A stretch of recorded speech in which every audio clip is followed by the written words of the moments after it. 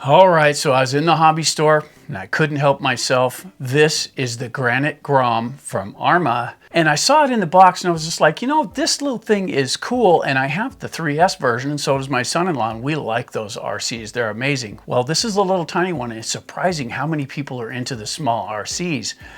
So I picked one up. This one came in at $149.95 and it has the battery and everything, which is really cool. So picked it up, brought one back to the studio. In this video, we're gonna get it out on the bench and we're gonna see what you get for your money.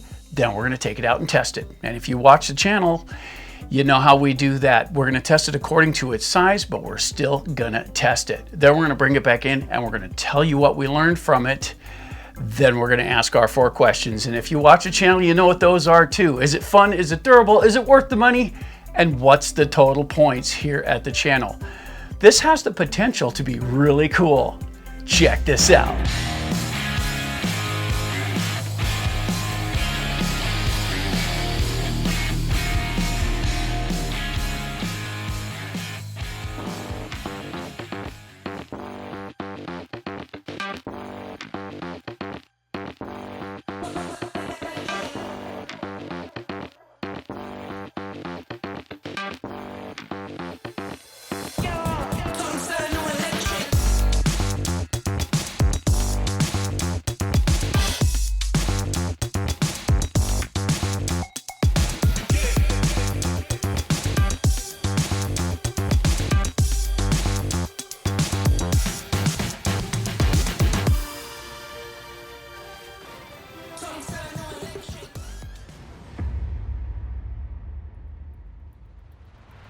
All right, so let's get it out of the box.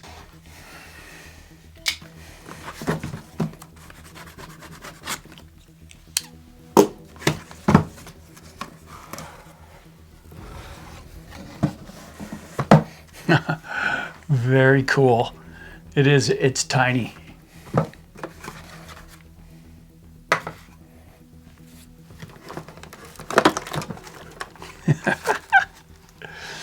It is, it's very small. Let's see what else we got.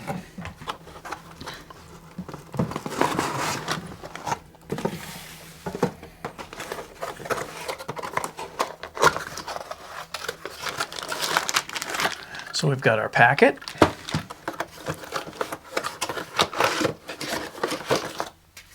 And we got our transmitter. All right, I always like to have a good look at these things when they come out of the box. And this little guy, it looks just like its big brother. I'm really surprised. I don't know why I would be. They do such a fine job of making these look good.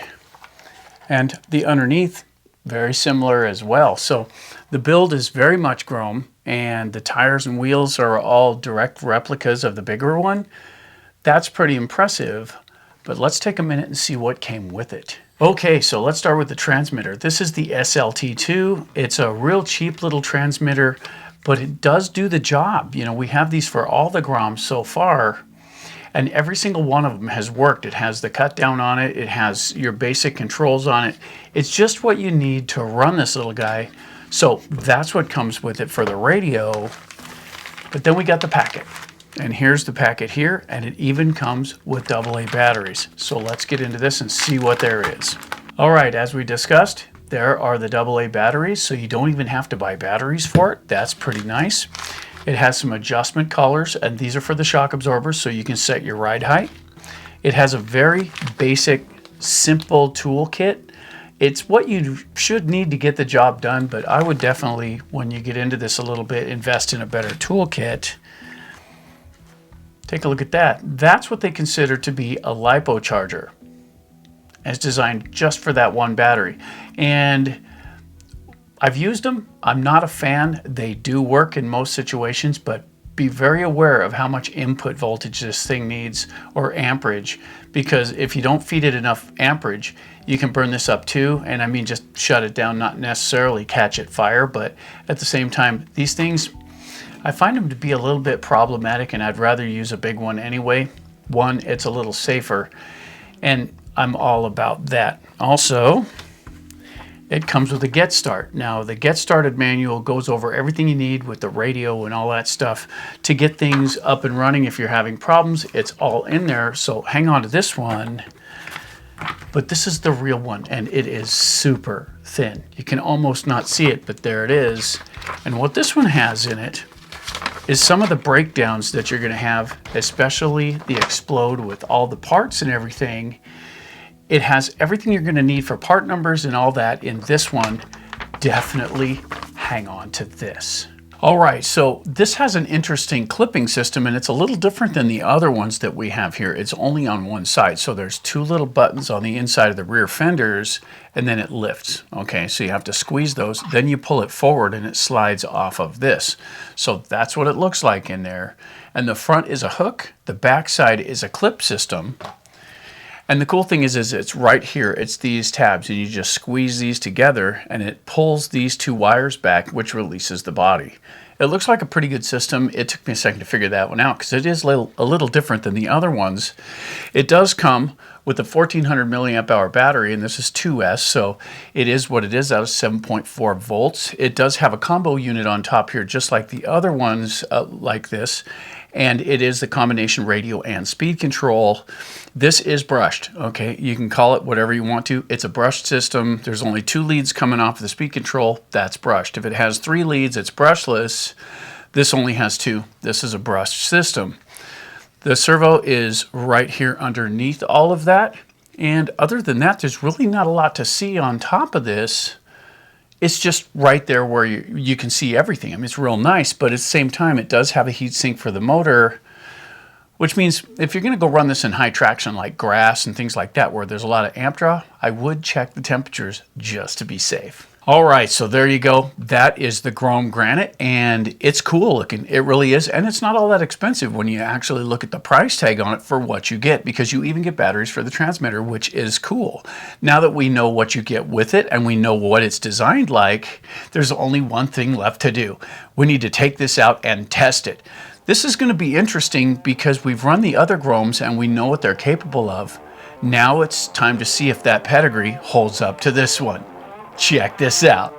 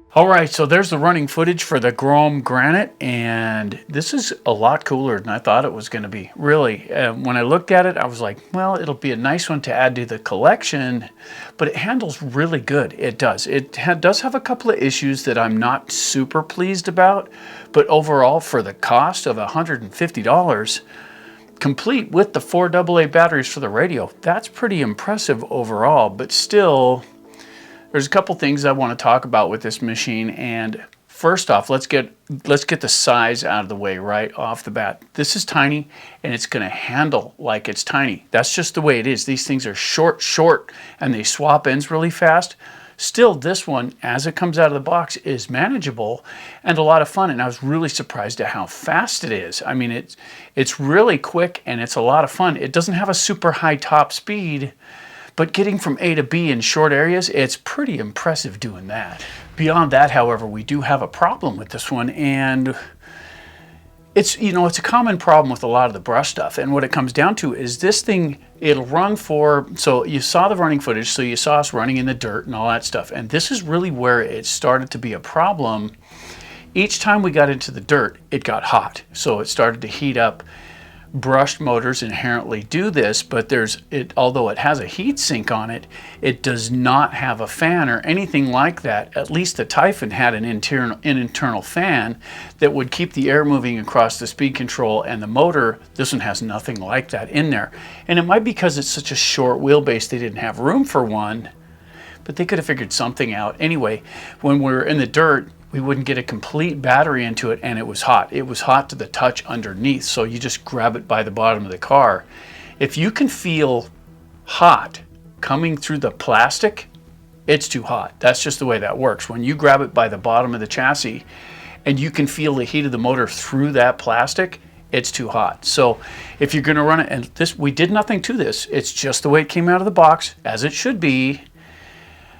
If you're going to run one in the dirt like that, you're going to have a lot of, and yes, we do push things, I understand, but if you're going to run one of these, check the temperatures on it every now and then to make sure you're not pushing it too far. At a certain temperature, you can start to break down the epoxies in the motor. You can have all kinds of issues. You definitely want to avoid those. However, the weird part was running it in the grass and on the asphalt wasn't nearly as bad. And I really don't understand that, because grass is generally pretty high traction. Even though some of it was really tall and the wheels would spin freely, it's still working those internals in it with the resistance. It should have been a problem, but it really had the issue in the dirt. That being said, there's still another problem, and what it comes down to, and I gotta tell you, I do like the clipless body systems. I do like those, but this one, for some reason, when you go to take it off, you have to pull these two little tabs right here, and it releases the body, and it comes off, right? Okay. Once it gets dirty, it doesn't want to play nice at all. You really have to work to get the body clips down into it. Once I cleaned it up, it worked okay, but out in the field, it was a struggle to get them lined up just right, and then you had to kind of push the little clips in and get it to where it would snap down in there. It was a pain in the neck. It really was. Other than that, though, if you keep them clean, once we cleaned it all up, and this was full run, I mean, it still looks brand new, except for a couple of small issues on the top where we did get on the top. Everything else, all the way around, and we pushed this, it looks brand new all the way around. So it's amazing that it holds up to that. It doesn't weigh a lot, but still, there's some small scratches on the top, and I'll get you a close-up of that. But at the same time, when it starts to get dirty, you can't get the body off, you can't get the body on it. It's a pain in the neck, and that's definitely something they should look at fixing. All right, so let's take a minute and talk about how this thing handles. Now, for its size, it handles really well. I do like the tires that are on it. They're wide. They seem to have a pretty good stance. They have good bite to them, and they do handle the power that this has pretty well. I do wish they had a brushless version, because that would help mitigate some of the heat. But at the same time, for what this is, for the price point, it's pretty good overall. I really do like it. The handling on the other hand, is just like most of the small RCs. So when you get into a nice corner that you're pulling, and let's say you're up to speed, you get into a corner, it wants to swap ends real easy. So the back tries to come around. You try to correct for it, it comes around again. The steering servo could be a little faster, but at the same time, it's fast enough for what this thing does. But there's still a problem. And the way mine was set up, it was a little touchy on the steering. So when you're on pavement where you've got traction, and this happens with a lot of these off-road ones when you put them on pavement, it was sketchy to drive when you're trying to pull down some high-speed stuff. Now, the thing about that is once you're moving, in other words, the sketchy stuff was getting started, but once you're moving, it handled pretty good, but just bump the wheel a little and it would be all over the place. So it was a little more difficult at speed on pavement, but it did pretty well in the dirt. That's one of the things about it. Now, we did some weird stuff with this one. We drove it for a long time. This one's been through multiple states. And what I mean by that is we went from our state to the next state, and we ran all over the place with this one. And we only filmed part of it. We ran it in the driveway. I even put this one on the treadmill for funsies just to see how fast it ran on the treadmill. And I'll tell you, for a little bit, I was able to keep it on there. But the steering is so sketchy, I just couldn't do it for long. But at the same time, it was kind of cool to try. Still, we took this out and ran it, and it was a blast to do. And for the footprint, I'd say this is right in there. I would say that the Typhon handles better. So let's take a second and see what we're comparing this to. Since this is an Arrma Grom series, here's the Typhon. And this is the brushed version. This one has the fan in there to keep things cool. And it did a pretty good job of it. Comparatively, this one handled better than that one did, but not by a whole lot. Still, once they brought it up to this one, now this is the brushless version. Once they brought it up to this one, this is a much better RC. It just handles good, it drives good, it's quick, it's fun to play with. This, in my opinion, is where that needs to go in the very near future. Still, we have this one too, and this is the Mojave. And I was surprised. I thought this one was going to handle better than it did. It did really good on the pavement and all that stuff, but it's a lot more sketchy than this one and that one. This one, I would think it would handle better than it did, and maybe mine's just set up funny. But out of all of them, this one handled the worst in the dirt and stuff. It just didn't do very well. I still like it a lot, and it's fun to play on groomed stuff and pavement and concrete. I just don't take it out into nature like we do these ones. So taking these out, these are the ones we compare it to. That's what our rating is based on.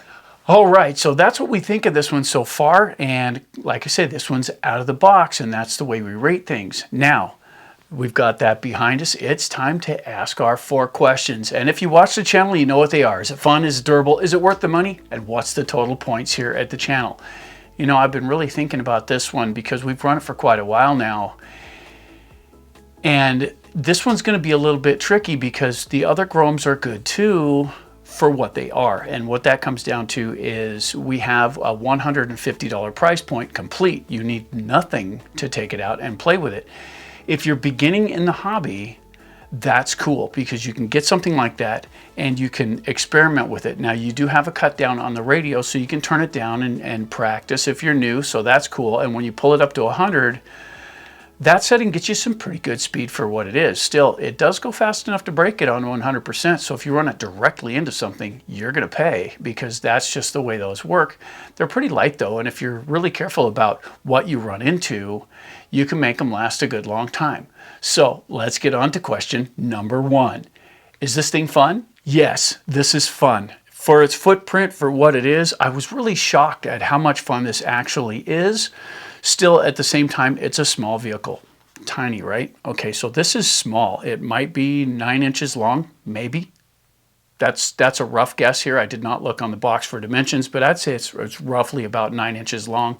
And the wheelbase is even shorter between center and center on the wheels. So it likes to swap ends a little bit. It is a little bit sketchy to drive, and that's just the size of the vehicle that causes that. But for the size, for what it is, it's still a lot of fun to play with. It really is. But still, it could be a little bit better for what it is too. So for fun, we're going to give it, and of course, before I give this to you, here's the thing. I talked with the guys here and Tina and all that, and we all had a chance to mess with it. And we've come to the consensus that this is going to be 8 out of 10 for fun because it is a blast to play with. I think the brushless one would be a lot more fun. And question number 2, is this thing durable? Yes, it's durable. For what it is, of course, a lot of these, this is the thing. Okay, so let's break this down just a little bit. These don't weigh much. I mean, they're super light, so there's not a lot of inertia when you pile into something. Still, they do go fast enough to break them, and we ran into stuff. I hit the curb a few times, I cartwheeled, I tumbled. Everything that I did with it had the potential to break stuff, and it still held up good. And we ran a lot. We ran a lot with this truck. It's cool playing in the driveway.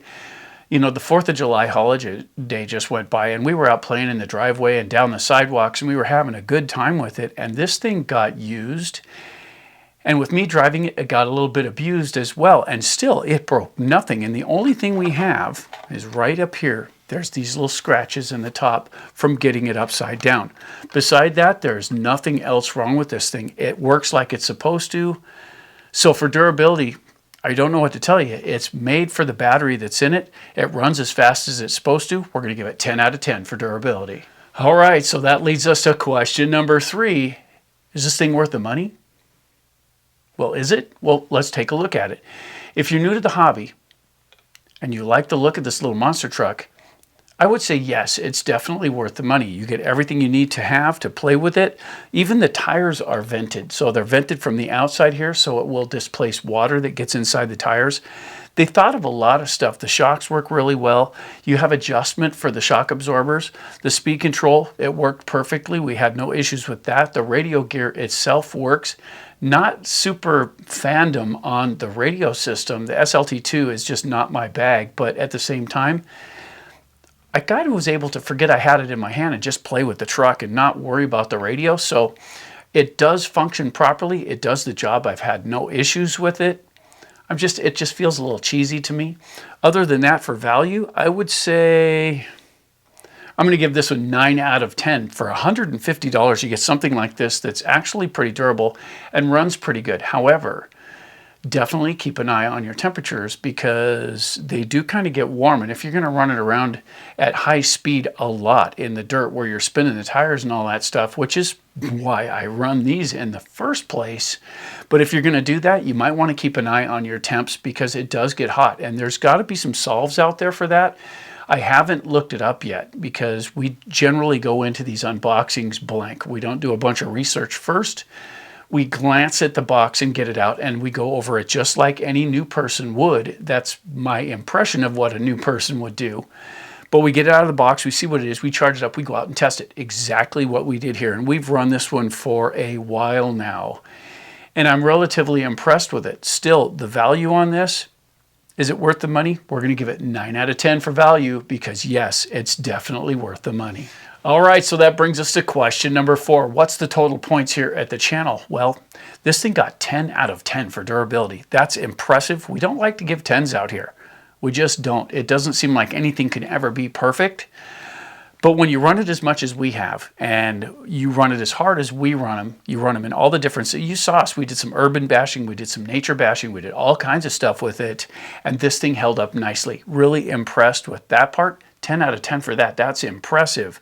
The fun level, I can't really super fault the car for that just because it's kind of the scale and the size of it and everything, but in our opinion, here at the channel, 8 out of 10 is normal for that. We got 9 out of 10 for value. That brings us up to a total of 27 of 30 for the Granite Grom. And this is a cool little truck and worth every point it got.